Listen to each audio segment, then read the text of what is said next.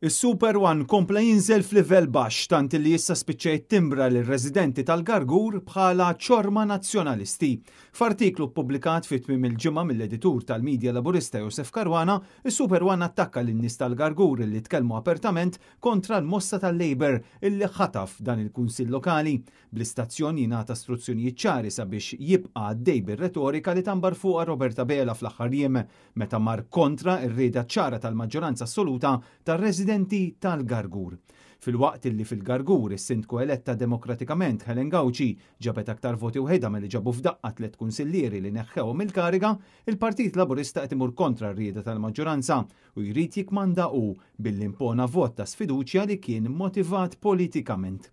U appropju għalhekk li nhar l-erba' fis-6:09 ta' filgħaxija il-Partit Nazzjonalista qed isejjaħ lin-nies sabiex jinġabru quddiem il-gażin tal-Partit Nazzjonalista ħalli jsemmaw leħinhom kontra min qed jattakka u jkasbar id-demokrazija. Il-ħadd Bernard Grech insista li jekk il-Labor jemmen tassew fil-poplu u jekk verament jaħseb li l-maġġoranza ta' 62% tal-voti li kiseb il-Partit Nazzjonalista fil-Gargur m'għadix hemm, allura għandu jħalli lin-nies jitkellmu mill-ġdid permezz ta' elezzjoni biex ikunu jistgħu jiddeċiedu huma.